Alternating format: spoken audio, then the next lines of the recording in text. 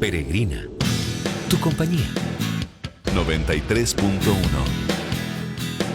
Peregrina.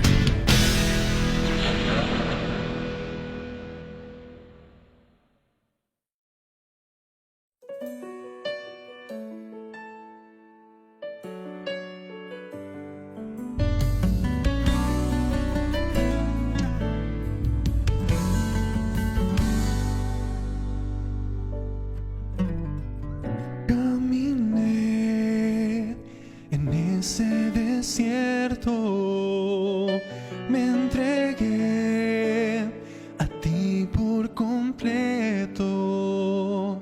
De Canaán estoy tan cerca. Anhelé entrar a esa tierra, me enfrenté mares y guerras, en el camino caí, con tu poder yo vencí. Si no entraré, porque estoy aquí.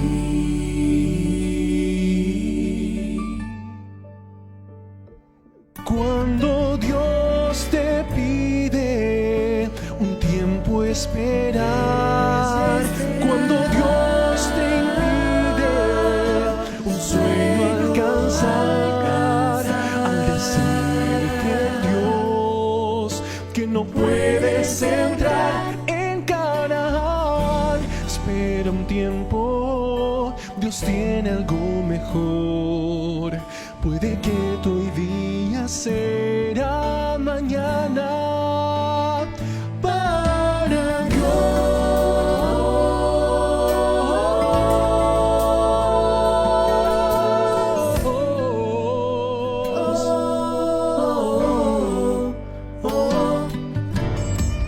Tantos sueños en el corazón se hacen polvo y al suelo caen. Dios a veces dice no. Tus planes aquí en este mundo se deshacen en un segundo. Tu Dios tiene sueños más profundos. Dios que tiene la razón, aun cuando dicen no. Entrega a Él los deseos de tu corazón. Confía en Él y te ayudará. Entrégate a Él y mucho más, y mucho más te dará. Cuando Dios te pide tiempo esperar, cuando Dios te pide un sueño alcanzar, al decirte Dios que no puedes entrar en Canaán. espera un tiempo, Dios tiene algo mejor. Puede que tu hoy día sea mañana para Dios te pide tiempo esperar, cuando Dios te impide un sueño alcanzar, Al decirte Dios que no puedes entrar en Canaán. espera un tiempo, Dios tiene algo mejor. Puede que tu hoy día será mañana.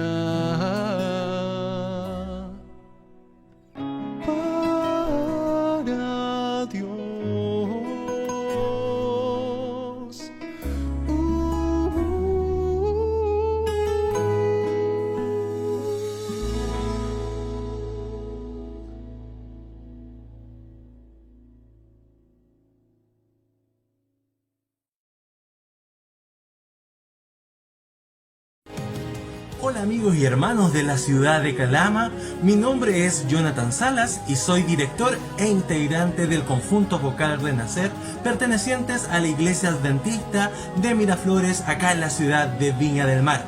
Queremos mandar un gran saludo a todos quienes escuchan la radio Peregrina y a todos los miembros de la Iglesia Eclesia Chile, Familia de Dios. Como conjunto les enviamos un fuerte abrazo y muchas bendiciones y que el nombre del Señor siempre sea honrado a través de nuestra adoración. Eres la vida, luz en la oscuridad,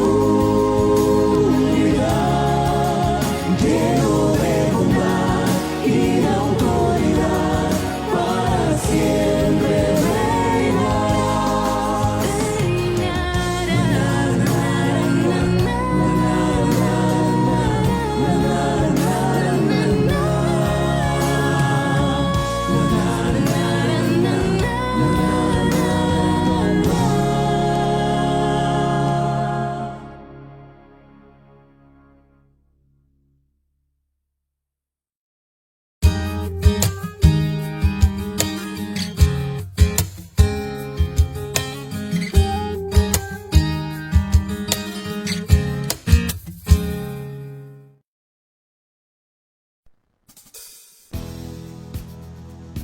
Jesús dijo: yo soy el camino, la verdad y la vida.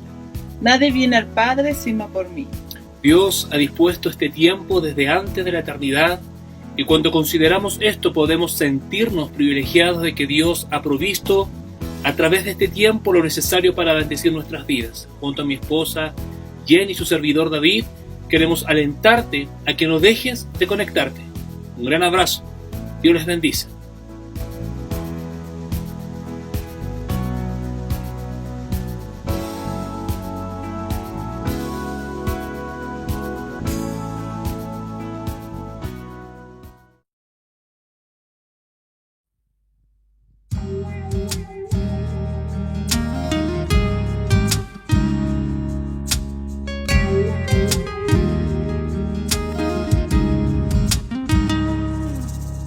Quiero respirar el aire de tu casa, disfrutar de tu fragancia y llenarme de ti. Quiero en tu presencia estar todos los días y llenarte de alegría en tu jardín. Quiero estar tan cerca que te pueda respirar, y un solo latido pueda yo escuchar. Quiero estar tan cerca que te pueda yo tocar, y que tu pureza pueda yo imitar. Quiero ser tu amigo, quiero estar contigo.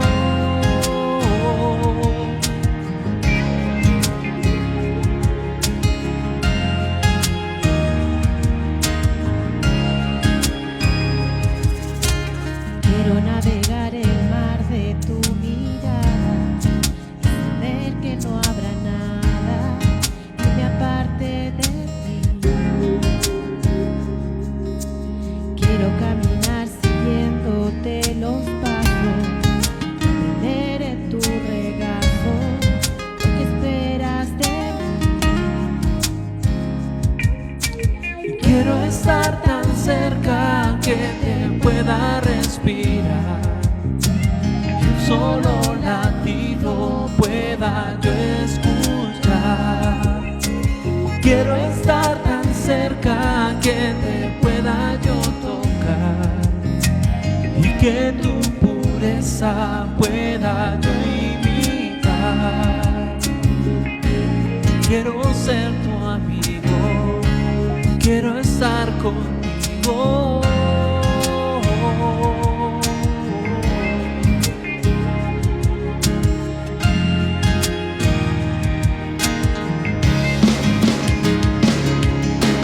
Quiero estar tan cerca que te pueda respirar, y solo latido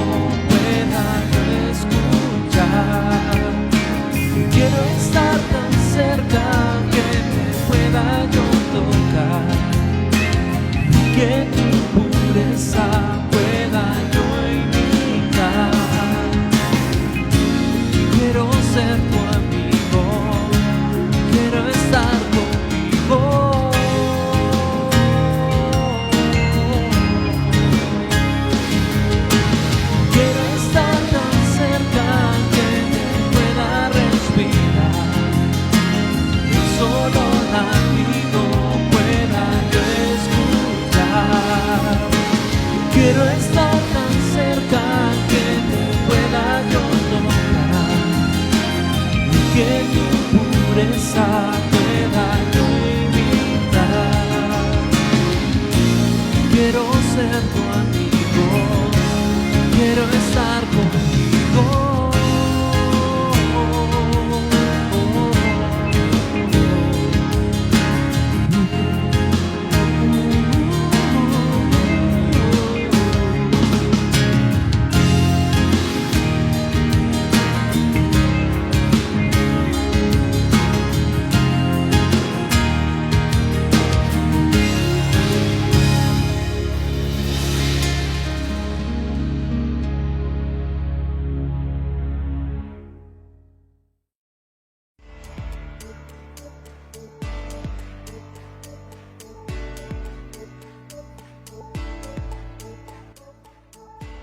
Hola, mi nombre es Constanza Castro y voy a leerles 1 Tesalonicenses 4, 16, 17. Porque el Señor mismo con voz de mando, con voz de ángel y con trompetas de Dios descenderá del cielo, y los muertos en Cristo resucitarán primero. Luego nosotros, los que vivimos, los que hayamos quedado, seremos arrebatados justamente con ellos en las nubes para recibir al Señor en el aire, y así estamos siempre con el Señor. Manténganse alerta, esperen la venida de Jesús. Tener dominio propio, intentar no pecar. Tener fe, creer en las palabras de Dios y en sus promesas. Amor, preocuparnos por los demás. Tener esperanza, confiar en que Jesús vendrá como prometió. Ahora voy a orar.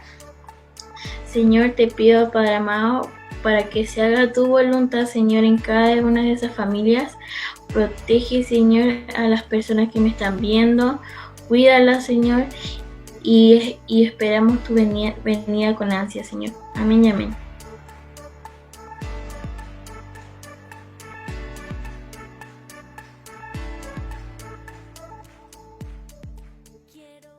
Hacemos nuestra esta oración pidiendo la paz del Señor sobre nuestras vidas, nuestros hogares y sobre nuestra nación.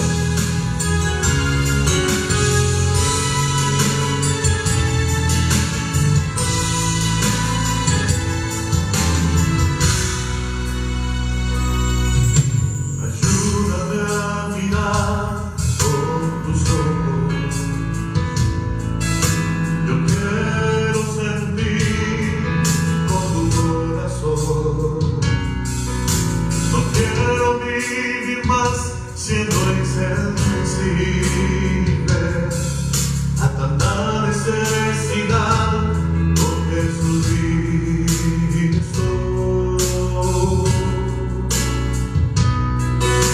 Ayúdame a mirar con tus ojos. Yo quiero sentir con tu corazón. No quiero vivir más siendo insensible a tanta necesidad con Jesucristo.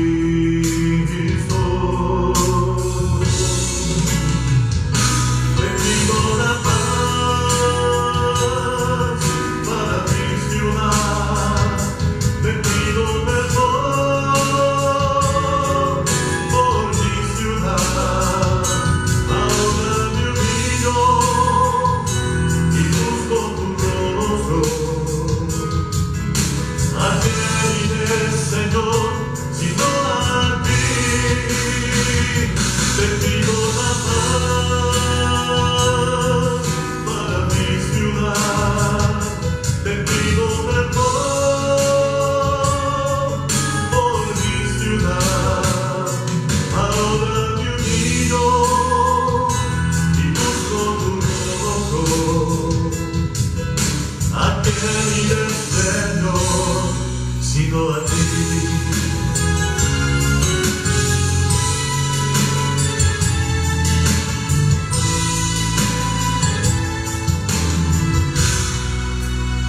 Decimos todos, ayúdame a mirar con tus ojos. Yo quiero sentir con tu corazón. No quiero vivir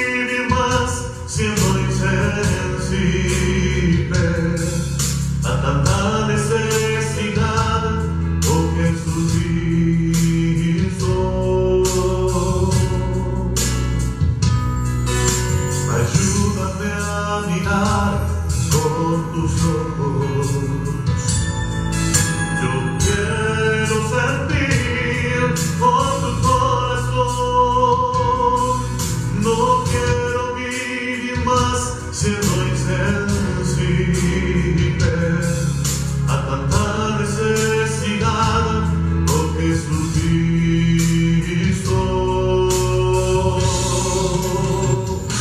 Te pido la paz para mi ciudad, te pido perdón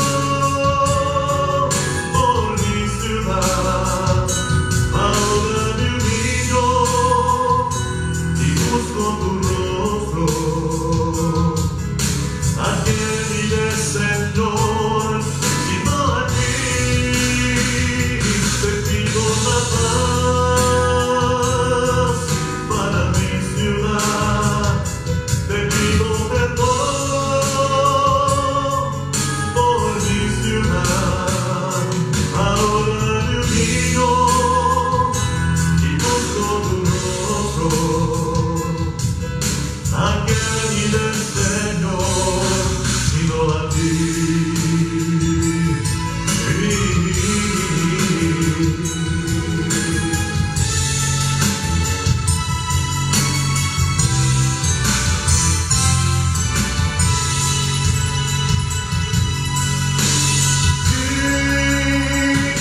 Te pido la paz para mi ciudad, te pido perdón por mi ciudad. Ahora me humillo y busco tu rostro. ¿A quién iré, Señor, sino a ti? Te pido la paz para mi ciudad, te pido perdón por mi ciudad. Ahora me humillo y busco tu rostro. ¿A quién iré, Señor, sino a ti?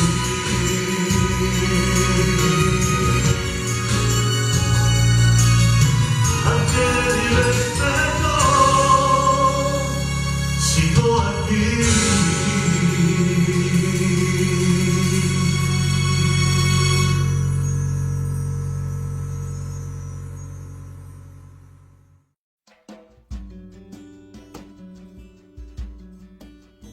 Efesios capítulo 5, verso 25 nos dice: maridos, amad a vuestras mujeres, así como Cristo amó a la iglesia.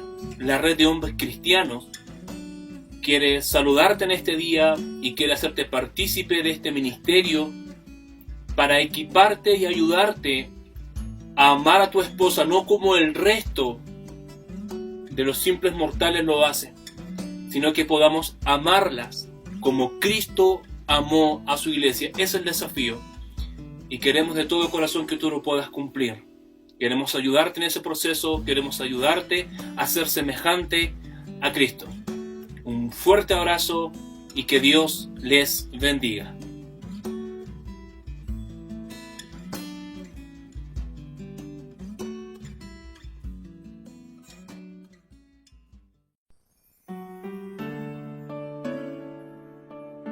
Hola, muy buenos días. Soy Carolina Carvajal.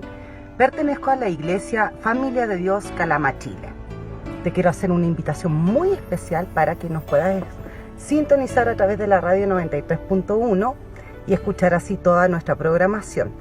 Además, te quiero hacer otra invitación muy especial para que te conectes con nosotras cada día jueves a través de la red de mujeres por vía Zoom, y aquello lo puedes hacer si te interesa y quieres pertenecer a un bello grupo de mujeres que cada semana aprendemos temas relacionados con la palabra de Dios y temas atingentes a las mujeres. ¿Cómo podemos hacernos más sabias?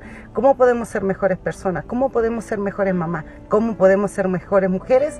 Cada jueves lo tratamos en estas reuniones. Puedes contactarte conmigo directamente al más 569-509-77570. Te esperamos.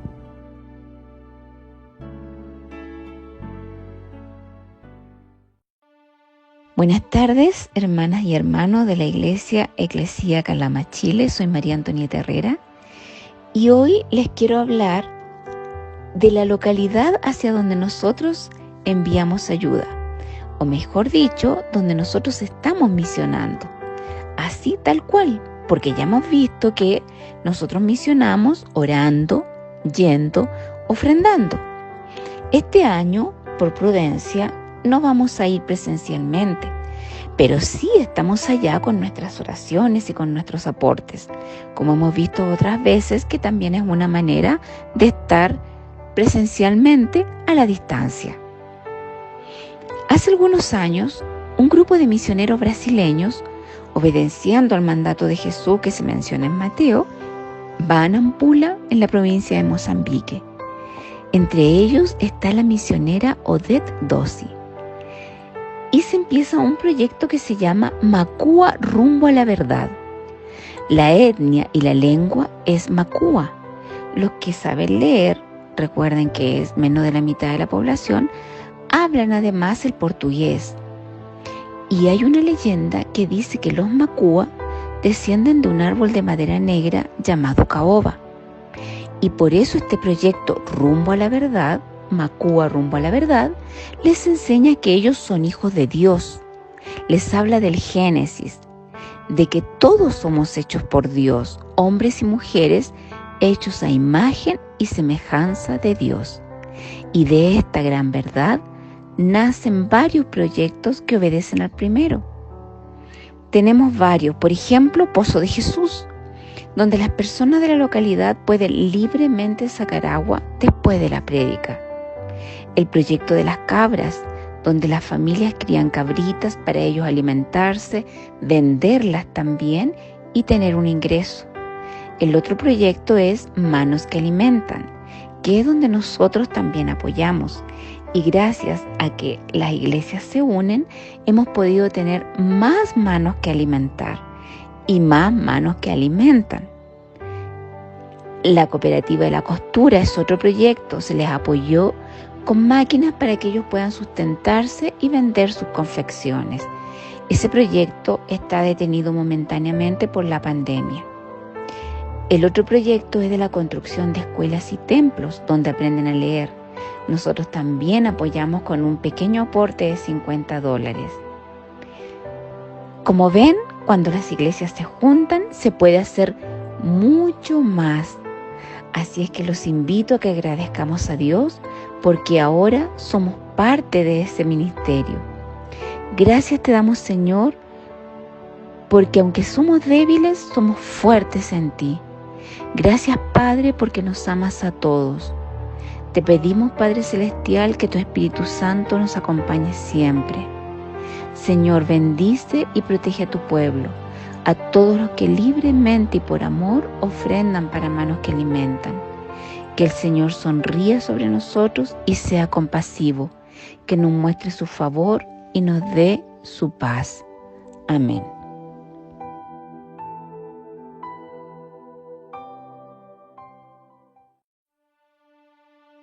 Tengan ustedes un muy buen día, Dios les bendiga.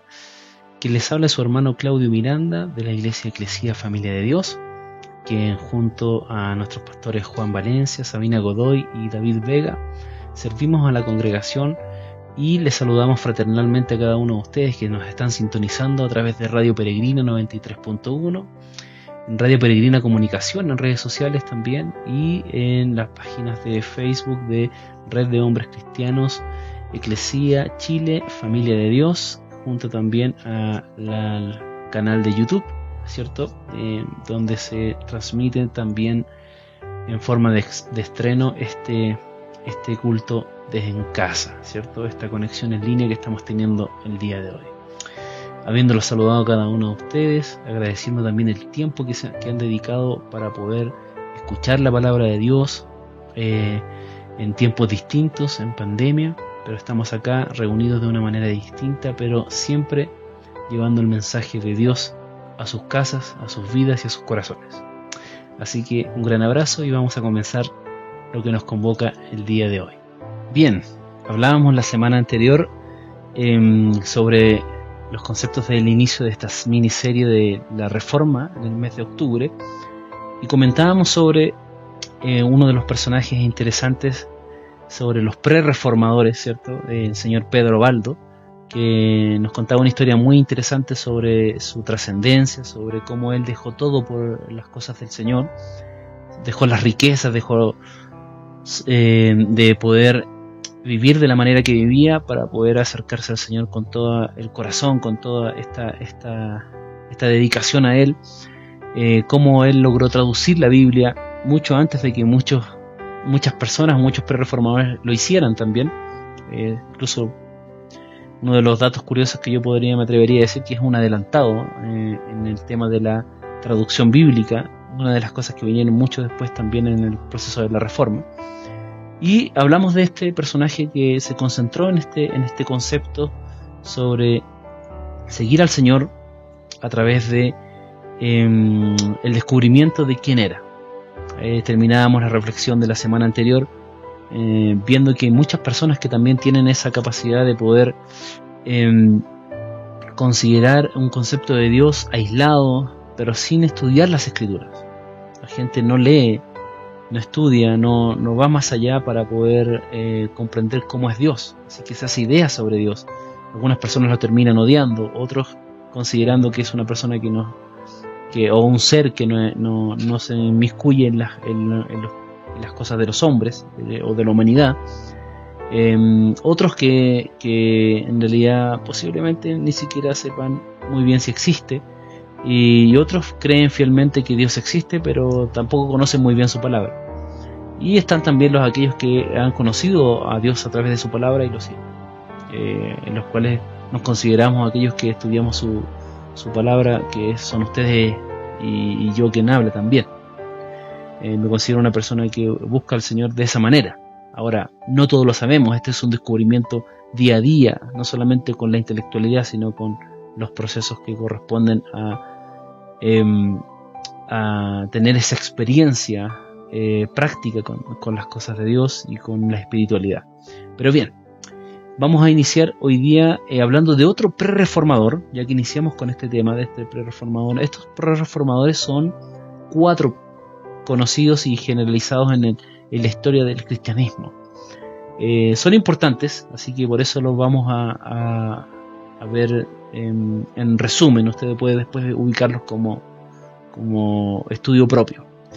Les voy a presentar a otro entonces reformador. Este es inglés, ya no es francés. Recién, la semana pasada hablamos de Pedro Baldo, sobre los valdenses, ¿cierto? Había algo interesante sobre los valdenses, que ellos se burlaban de ellos diciéndole los pobres de Lyon.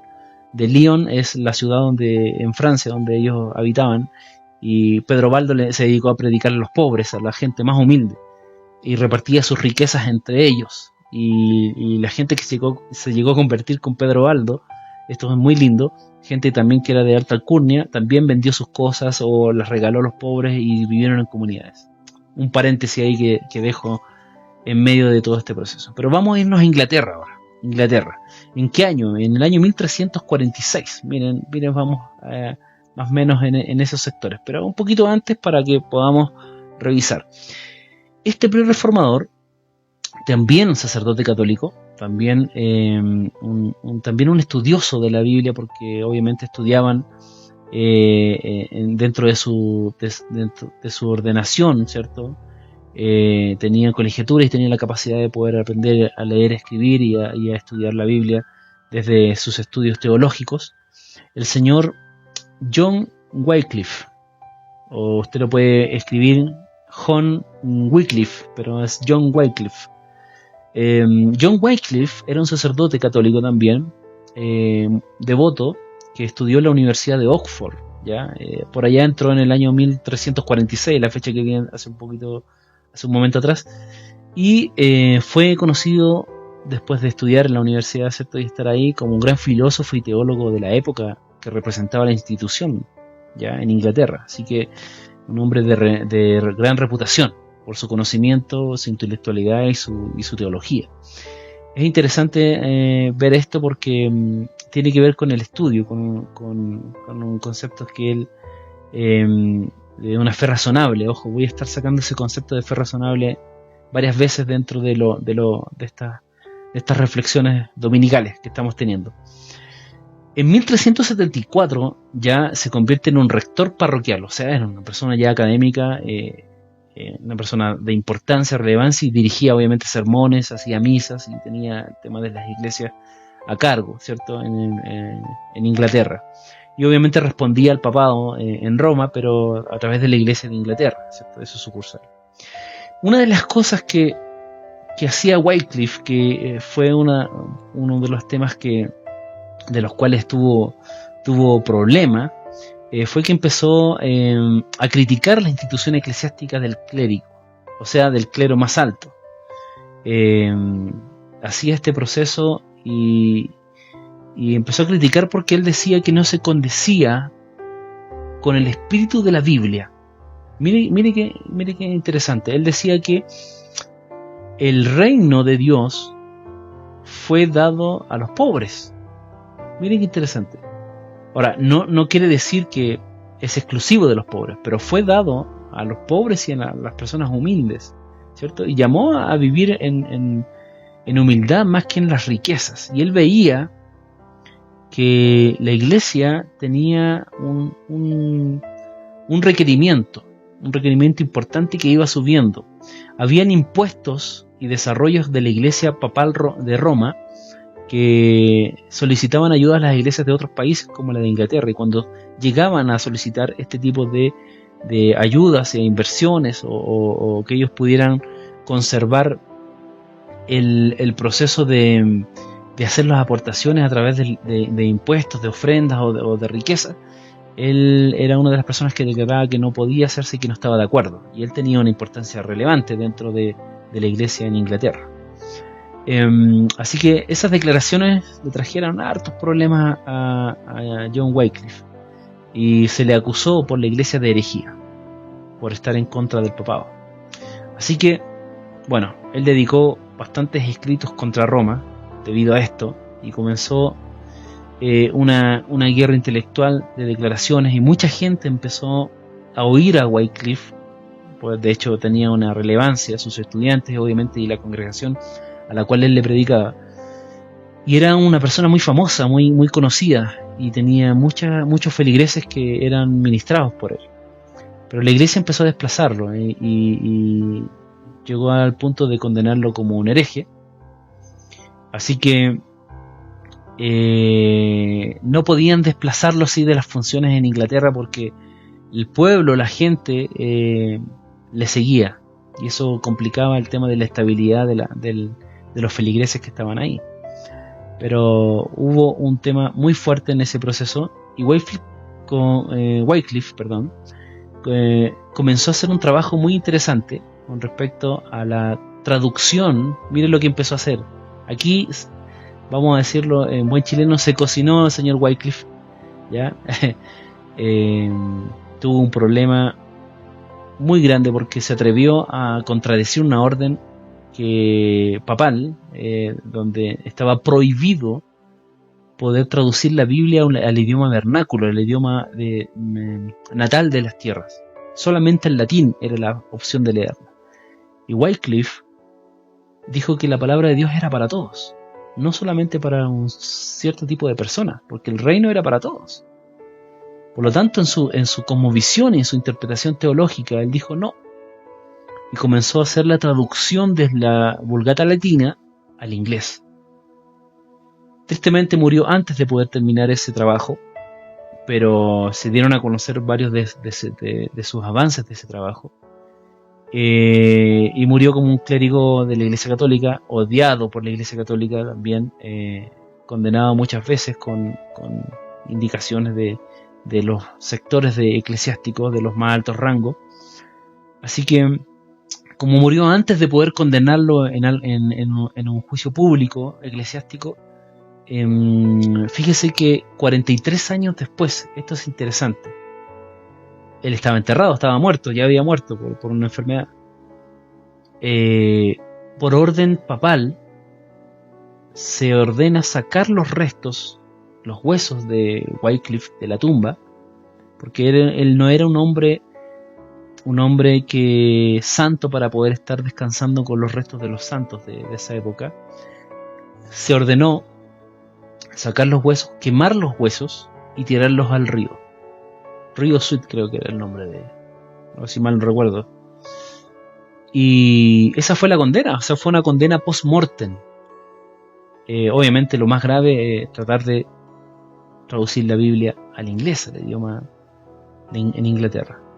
Así que Wycliffe obviamente escribió muchos sermones, contenidos que llegaron a manos de otras personas e influenciaron a sus seguidores, a las personas que decían, oye, pero Wycliffe, ¿cómo hacen esto? Él está abogando por un evangelio abierto para las personas, nos enseñó y estudió la palabra.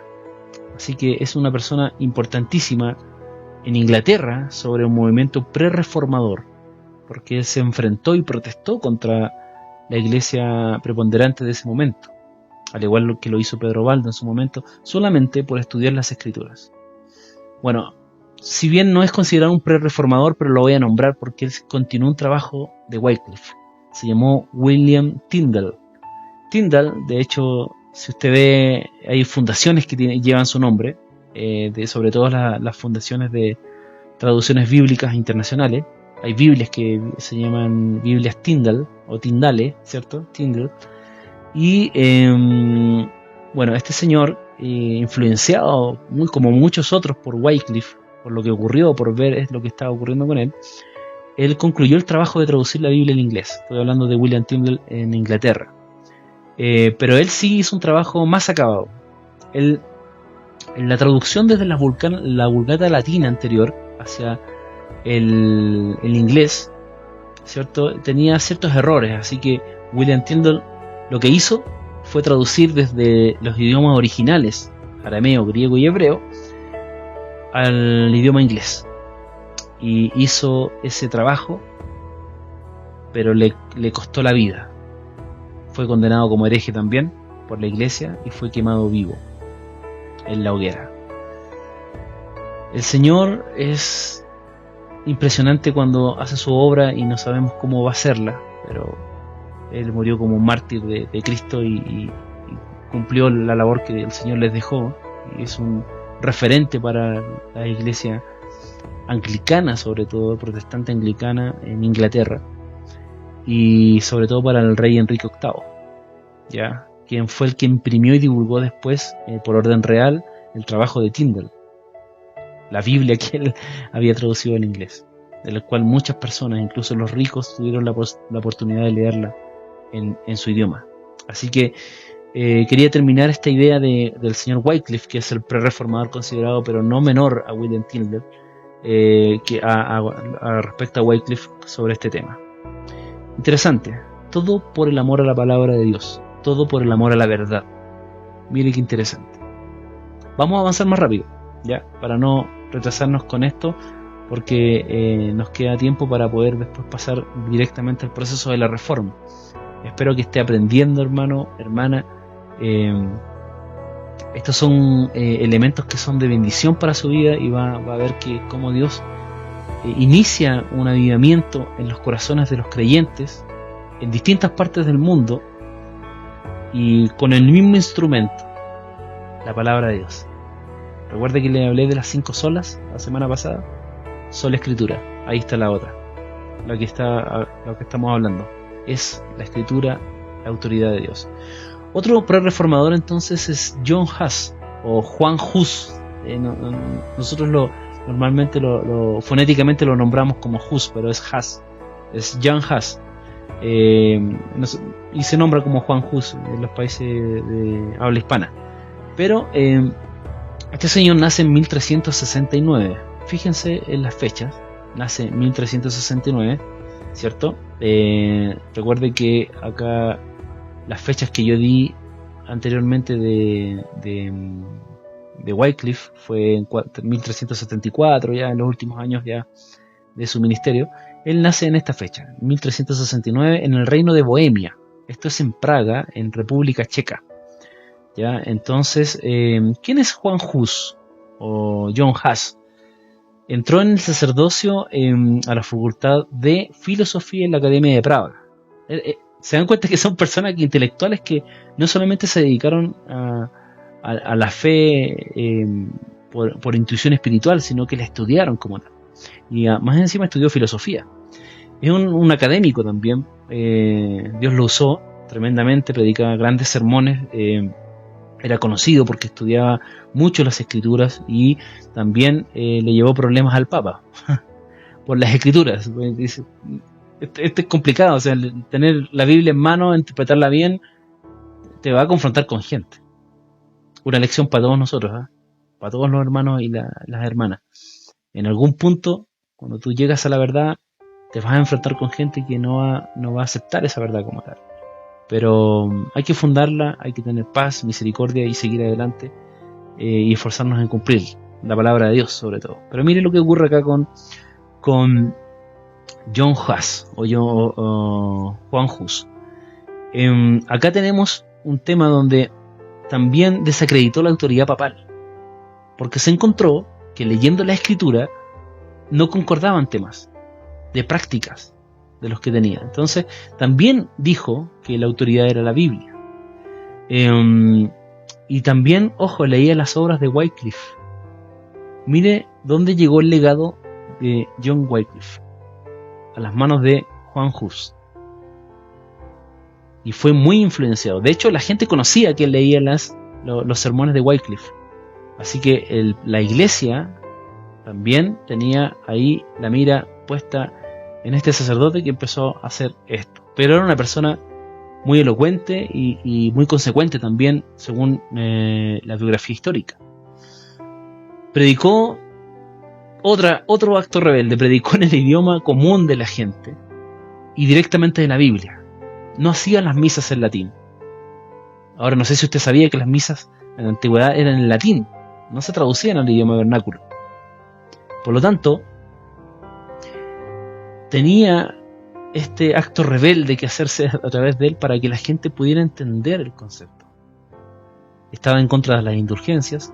Las indulgencias no las expliqué bien, pero las indulgencias brevemente las voy a explicar porque las voy a desarrollar más adelante con el tema de Lutero.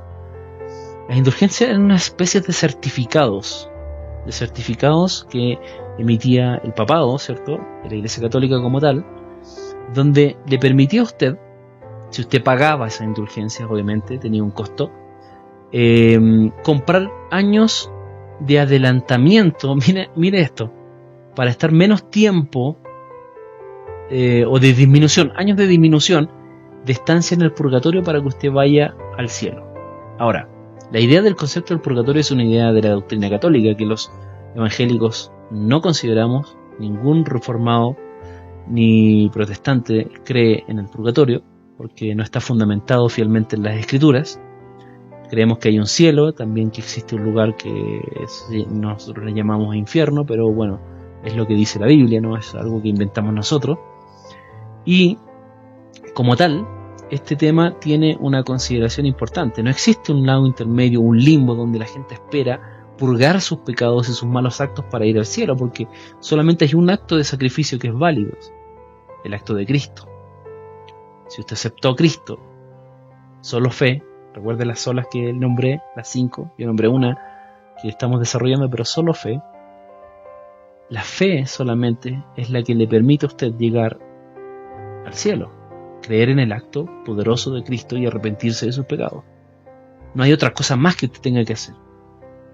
Pero la iglesia en ese tiempo vendía estas indulgencias que le decían, mire, hay pecados que son post-mortem, hay pecados que no todos se pagan acá, y usted tiene que realizar este trabajo y compra esto, y la iglesia ora por su vida, por su alma que va a estar ahí, incluso por la de sus familiares que ya murieron, y los vamos a ayudar a estar el menos tiempo posible. Entre más compre ustedes de estos certificados de la iglesia, de que les vamos a garantizar que vamos a orar y usted va a estar el menos tiempo posible en ese lugar y va a irse al cielo y va a entrar y San Pedro le va a abrir las puertas del cielo, para que se entiendan que eso. Juan Hus, Wycliffe, Pedro Baldo, Tyndale no creyeron en esto. Dijo, esto no es correcto. Pero que estudiaron las escrituras. Porque mucha gente creía en eso, porque lo decía una persona de autoridad de la iglesia y porque tampoco tenían acceso a las escrituras para poder entender esto. tuvieron que caer en manos de intelectuales como estas personas, estos clérigos, estos sacerdotes que se dedicaron al estudio para poder comprender que la iglesia se estaba equivocando y estaba engañando a la gente con estos temas. ¿Qué pasa con el señor entonces Juan Hus? Fue excomulgado, lo mismo ocurrió con los otros reformadores, y en 1415 fue condenado también a morir quemado públicamente. Esa fue la condena. También con él quemaron sus libros. Primero quemaron sus libros y después en el mismo lugar lo pusieron a él. Y aquí hay algo interesante, porque cuando hay un registro que dice que Juan Hus, cuando estaba siendo condenado a muerte, él proclamó lo siguiente, y se lo voy a leer: puedes asar el ganso, pero en 100 años se levantará un cisne con un canto que no podrás silenciar. Eso quedó registrado. Interesante. Ahora, vamos a tratar de entender las palabras que él dijo. Lo que pasa es que él nació en el campo, en un lugar del campo del reino de Bohemia, ¿cierto? Allá en Praga, y ahí se cultivaban gansos.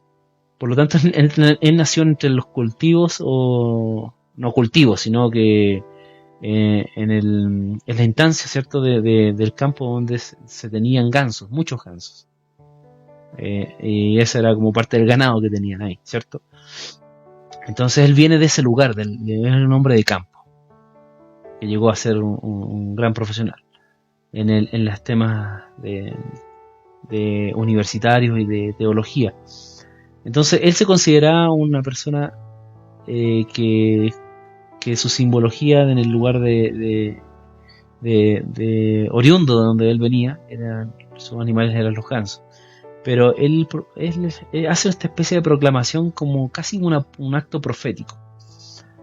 Dice: en 100 años más vendrá un cisne y con un canto que no podrás silenciar. Esa fue la última, creo que son las últimas palabras que se sugieren que son de Juan Hus, y muere quemado en la hoguera. Mártir nuevamente por Cristo y por las Escrituras de Dios.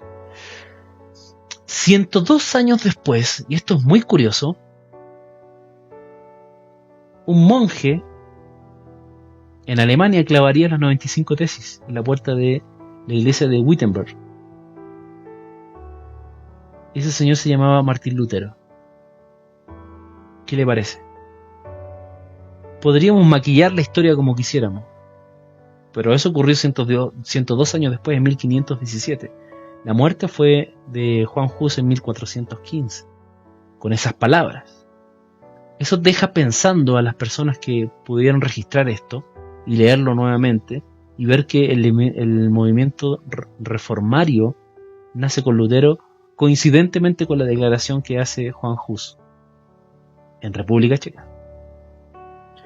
Pero bien, eso es un tema que se lo dejo ahí. Ahora hay un tema más que me gustaría agregar al comentario que estoy haciendo.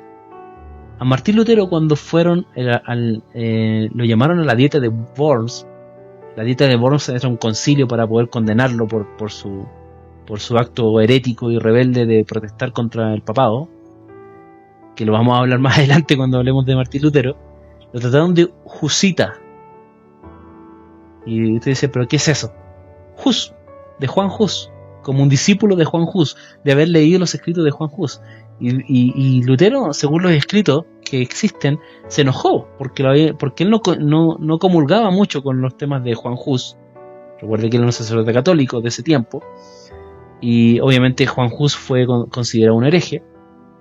Pero dice que después, leyendo la historia de Juan Hus, se interpretó que Juan Hus era el ganso y él era el cisne que tenía que aparecer, y coincidió con los escritos de Juan Hus y después lo halagó. Y se consideró honrado cuando lo trataron de Husita en la dieta de Worms. Interesante, ¿no? Son datos curiosos, nada más. Vamos a terminar.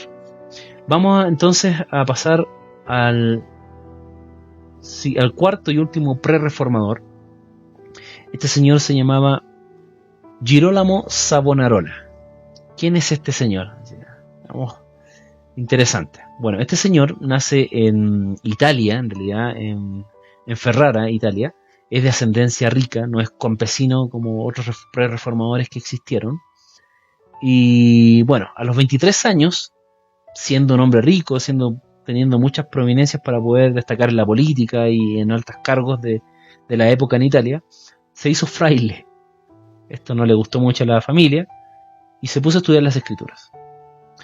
Por allá por 1490, ya se encontraba ya en Florencia, a cargo de un concepto, y era conocido por su erudición y predicación, porque también se formó con estudios muy avanzados también en la palabra, y tenía algo también que era bien rebelde, que empezó a suceder en Italia, que también le pusieron un ojo. Italia estaba ahí, Roma, ¿cierto?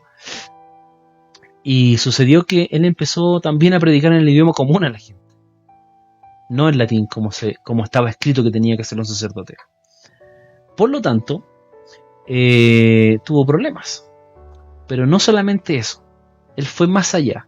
Hizo otro movimiento que dejó muy mal a la Iglesia Católica, porque empezó a influenciar tanto a la juventud que hizo cambios políticos sociales en Florencia. Y tuvo muchos seguidores, sobre todo la juventud. Y eso trajo un escándalo a la Iglesia, que finalmente terminó en la excomulgación por el Papa Alejandro VI, que también lo condenó a la hoguera, o sea, lo quemaron vivo. Quiero citarles unas palabras de Girolamo Savonarola, este reformador, hermano en la fe, mártir por Cristo, y que dice así: no vendáis ni compréis las cosas espirituales, que deben recibirse y darse únicamente por amor a Dios. Hermosa frase, porque la gracia es un don, sola gracia. Otra de las 5 solas que estamos nombrando. Es gratuito el don de Dios. No requiere un pago, no requiere formas ni fuerzas. Solamente es un don que Dios da por amor. Y la Biblia dice: lo que por gracia recibimos, tenemos que darlo por gracia. Para resumir, queridos hermanos y hermanas, este tema, esta segunda parte de la serie, que va a tener una tercera parte y final también, de la Reforma, ¿qué tenemos en consideración y en común entre estos 4 reformadores, o pre-reformadores, perdón? Considerando a William Tyndale, que yo lo dejé ahí como un pequeño. Hay más, John Knox, hay otros más que no estoy nombrando, pero están considerados dentro de estos pre-reformadores oficialmente en la historia de la Reforma. Tuvieron en común, por ejemplo, en condenar la inmoralidad de la Iglesia, los abusos de la Iglesia en ese tiempo. Se enfrentaron al concepto de las indulgencias, que no eran bíblicos, y los declararon y los denunciaron como tal, y los enseñaron a la gente además, para que no se abusara de las personas. También denunciaron los abusos de la gente, de los clérigos de alto rango, ¿cierto? Fueron todos excomulgados. Ninguno se retractó de lo que denunciaron, y todos dieron la autoridad a la Biblia como única palabra que puede llevar a las personas hacia el Señor y al verdadero concepto de Dios. Y una de las cosas más interesantes que envolvió todo esto, todos estos movimientos que fueron individuales en cada país, hablamos de Francia, hablamos de República Checa, ¿cierto? Hablamos de Italia, de Inglaterra, y no hemos nombrado otros más. Falta Suiza, falta Austria, falta Escocia, pero eso viene más adelante, cuando podamos hablar de ellos.